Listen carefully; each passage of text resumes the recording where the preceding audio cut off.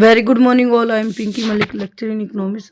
आज के इस लेक्चर में हम 2023 के में जो इकोनॉमिक्स के पेपर में न्यूमेरिकल क्वेश्चन आए थे उनका सोल्यूशन करेंगे। हम चारों के चारों सेट के जो न्यूमेरिकल क्वेश्चन है, set A, set B, set C और सेट डी, उनके न्यूमेरिकल क्वेश्चन का सोल्यूशन करेंगे।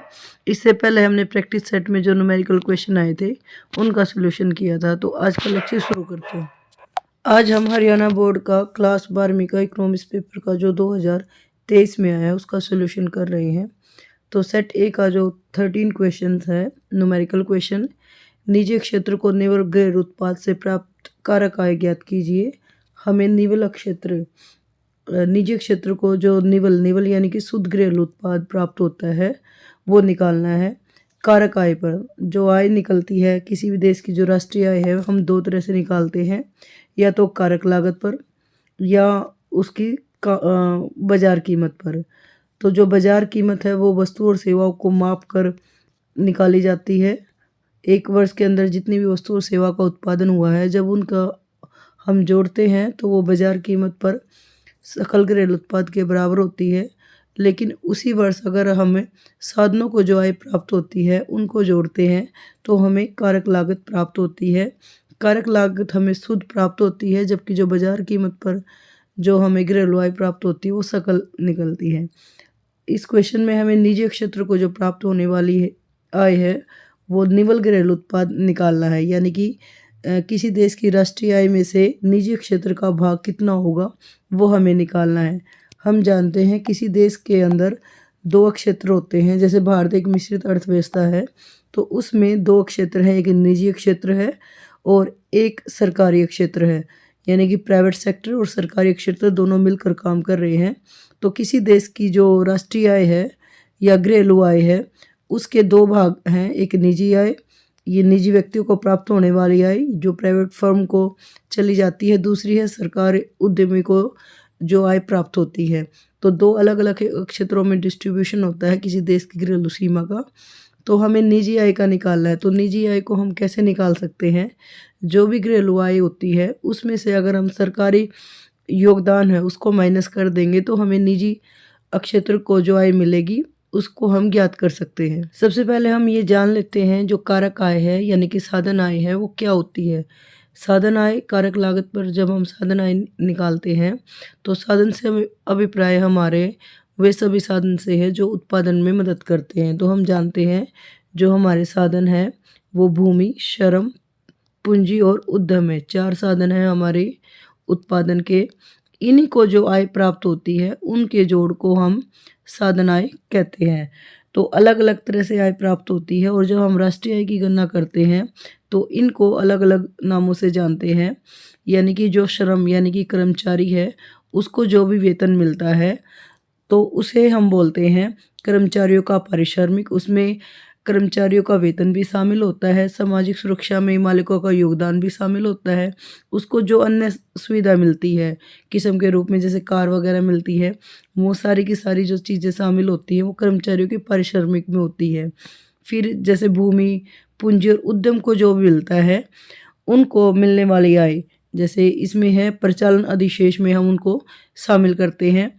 और कुछ ऐसे व्यक्ति होते हैं जो स्वरोजगार में लगे हुए हैं, उनकी मिली जुली आय होती है, उन्हें हम स्वनियोजित मिश्रित आय कहते हैं। तो जब हम तीनों को जोड़ लेते हैं तो हमें कारक लागत पर शुद्ध घरेलू आय मिलती है। तो जब शुद्ध घरेलू आय मिल जाती है उसमें से हम जो सरकारी उद्यमों की जो आय है या गैर सरकारी विभाग है उनकी आय को अगर हम माइनस कर देंगे, निजी क्षेत्र को जो आय मिलती है वो हम ज्ञात कर सकते हैं। तो पहले हम देख लेते हैं कि जो निवल घरेलू आय है वो क्या होगी। कारक लागत पर जो निवल घरेलू उत्पाद होगा वो होगा कर्मचारियों का पारिश्रमिक यानी कि 100 करोड़ प्लस जो होगा स्वनियोजित मिश्रित आय जो कि है 180 करोड़ का, साथ में परिचालन अधिशेष जो है 300 करोड़ का, उनको हम प्लस करेंगे। तो प्लस करने के बाद जो आंसर आता है हमारा वो आता है 310 करोड़ है आपका शुद्ध घरेलू उत्पाद। लेकिन हमें निजी क्षेत्र का निवल निकालना है तो इसमें से हमें सरकार के जो प्रशासनिक विभाग है उसके स्वामित्व और पूंजी से जो आय प्राप्त होती है उसको माइनस करना पड़ेगा क्योंकि सरकार के खाते में जाती है। साथ में जो गैर विभागीय उद्यम है उनकी बचत को भी माइनस करना पड़ेगा। तो जो सरकारी प्रशासन के उद्यमों से जो और स्वामित्व से जो संपत्ति से आय मिलती है वो 5 करोड़ है और गैर विभागीय उद्यमों की जो बचतें हैं वो भी 5 करोड़ है। तो जब हम इन दोनों को जोड़ेंगे तो 10 करोड़ होगा। तो 310 में से हम 10 करोड़ माइनस करेंगे तो जो आंसर होगा वो होगा 300 करोड़। यानी कि जो निवल घरेलू उत्पाद था हमारा 310, उसमें से हमें 10 करोड़ माइनस करना है, जिसमें से जो 5 करोड़ है वो गैर विभागीय उद्यमों की बचतें हैं तथा 5 करोड़ है वो सरकारी प्रशासनिक विभागों के उद्यमों से स्वामित्व व संपत्ति से प्राप्त होने वाली आय है। इस तरह जो हमारा आंसर होगा वो 300 करोड़ होगा। अब हम सेट बी में जो न्यूमेरिकल क्वेश्चन आया था 2023 में इकोनॉमिक्स का हरियाणा बोर्ड का, उसका सोल्यूशन ढूंढते हैं।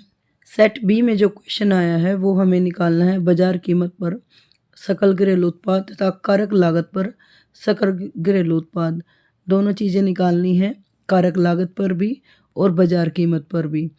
ये वाला क्वेश्चन हमें प्रैक्टिस सेट में भी कर चुके हैं। हरियाणा बोर्ड ने जो प्रैक्टिस सेट प्रोवाइड करे हैं 2023-24 के लिए, उनमें भी ये क्वेश्चन मेंशन कर रखा है। तो ये क्वेश्चन इम्पोर्टेंट है, सभी बच्चों को ये ध्यान से कर लेना चाहिए।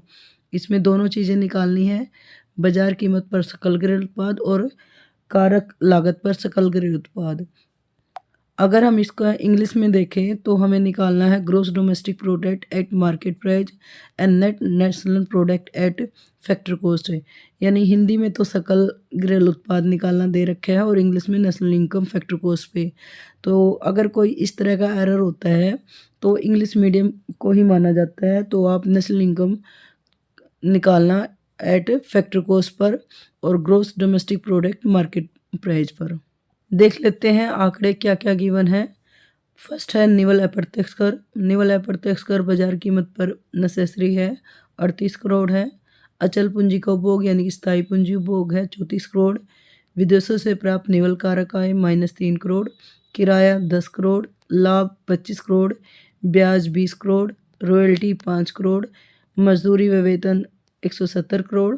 सामाजिक सुरक्षा में मालिकों का योगदान 30 करोड़। तो पहले हम देख लेते हैं बाजार कीमत पर सकल घरेलू उत्पाद कैसे निकालेंगे। जब हमने इसको प्रैक्टिस सेट में किया था तो मैंने पहले इसको कारक लागत पर निकाल के दिखाया था। आज के इस लेक्चर में मैं बाजार कीमत पर निकाल के दिखा रही हूँ आपको। तो आप दोनों में से कोई भी मेथड अपना सकते हो। बाजार कीमत पर सकल घरेलू उत्पाद निकालने के लिए हम इन सबको प्लस करेंगे, किराया, लाभ, ब्याज, रॉयल्टी, मजदूरी, वेतन, सामाजिक सुरक्षा में योगदान। साथ में क्योंकि ये जो सारे के सारे जो कंसेप्ट हैं, लगान है, किराया है या ब्याज है, ये साधन लागत पर जब हम राष्ट्रीय आय या घरेलू आय निकालते हैं तब इनको प्लस करते हैं, क्योंकि सारे के सारे साधन हैं और साधनों को जब हम जोड़ लेते हैं, साधनों को जो आय प्राप्त होती है तो उससे हमें कारक लागत पर शुद्ध घरेलू उत्पाद मिलता है, जबकि हमें चाहिए बाजार कीमत पर सकल घरेलू उत्पाद। तो इनको प्लस करने के साथ साथ हमें सकल चाहिए तो शुद्ध में अचल पूंजी का उपभोग है उसको भी शामिल करेंगे, तब हमें सकल मिलेगा। साथ में बाजार कीमत से पर जब हमें सकल घरेलू उत्पाद निकालना है तो साधन लागत से बाजार कीमत पर आने के लिए हमें निवल अप्रत्यक्ष कर को भी प्लस करना पड़ेगा। जबकि क्योंकि हमें सकल घरेलू उत्पाद निकालना है तो विदेशों से प्राप्त होने वाली राष्ट्रीय आय को इसमें शामिल नहीं किया जाएगा। तो अन्य जितने भी मदे दे रखी हैं, जितना भी डाटा दे रखा है, उन सबको हम प्लस करेंगे तो बाजार कीमत पर सकल घरेलू उत्पाद हमारा निकल जाएगा। जैसे ही हम इन सभी मदों को प्लस करेंगे, जैसे 10 + 25 + 20 + 5 + 170 + 30, जब हम इनको प्लस करेंगे और 34 + 38 तो जो हमारा आंसर होगा वो 332 करोड़ होगा। तो बाजार कीमत पर जो सकल घरेलू उत्पाद होगा वो 332 करोड़ होगा। अगर हमें कारक लागत पर सकल घरेलू उत्पाद निकालना है तो इसमें से हम सिर्फ जो अप्रत्यक्ष कर है 38 करोड़ उसको माइनस कर देंगे, तो वो हमारा जो कारक लागत है उस पर सकल घरेलू उत्पाद निकल जाएगा। जो आंसर होगा वो होगा 294। लेकिन अगर हम इंग्लिश मीडियम की बात करें तो इसमें हमें निकालनी है net national product. Net national product NNP eight factor cost. तो उसके लिए इसमें से 332 में से हमें निवल अप्रत्यक्ष कर के साथ साथ जो अचल पूंजी का उपभोग है 34 करोड़ वो भी माइनस करना पड़ेगा।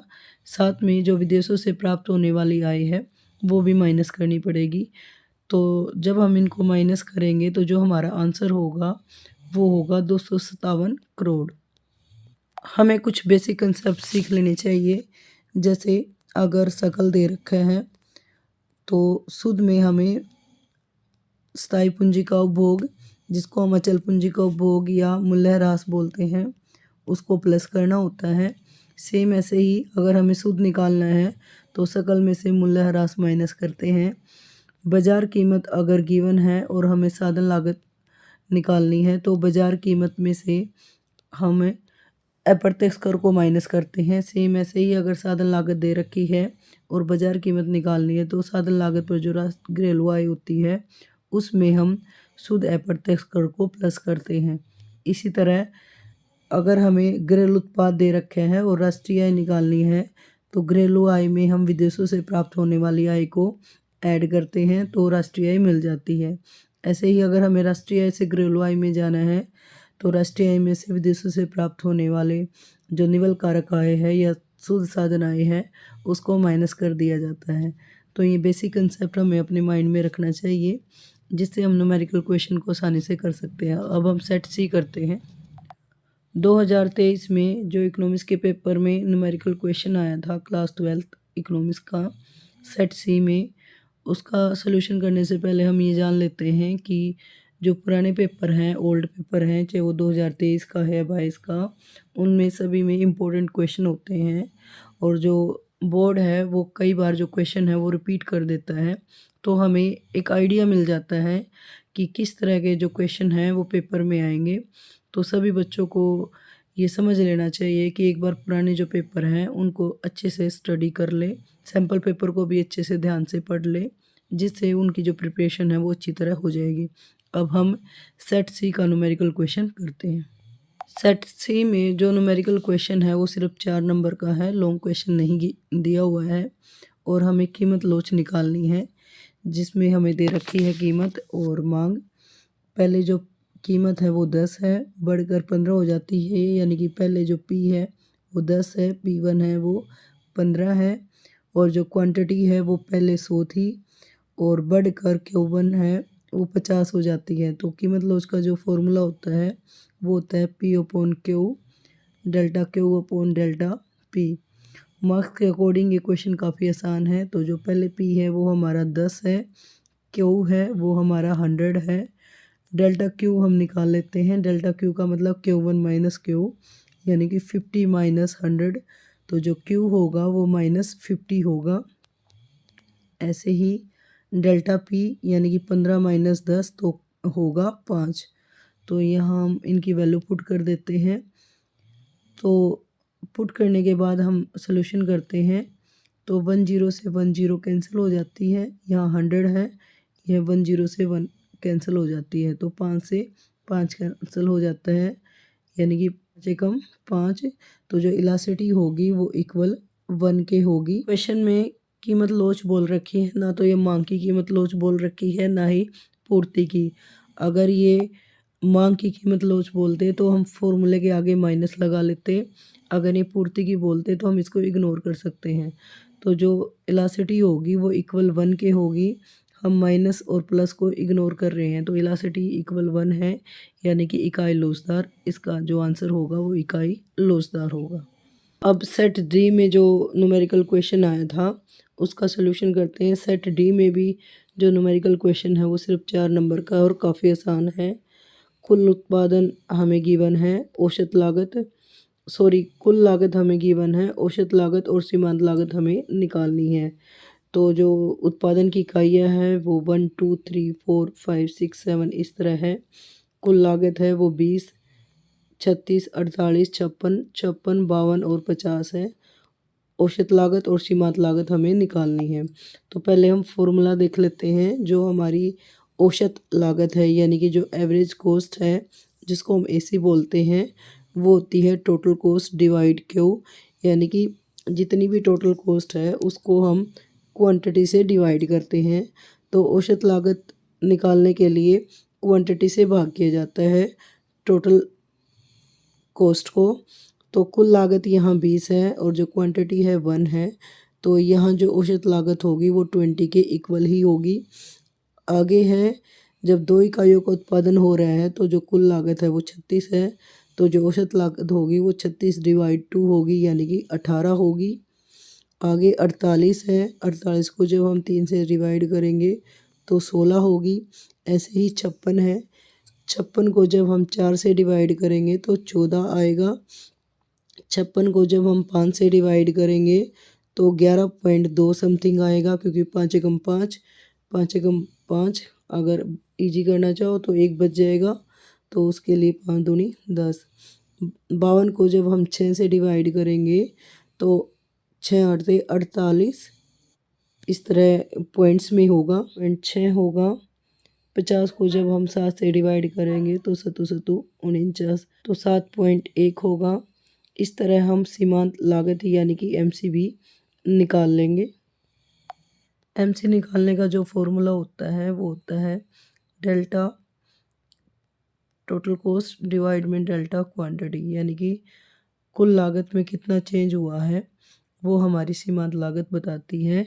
एमसी निकालने के जो 2 फॉर्मूले होते हैं, एक होता है change in total cost due to change in quantity, और जो दूसरा फॉर्मूला होता है वो होता है total cost n minus total cost n minus 1।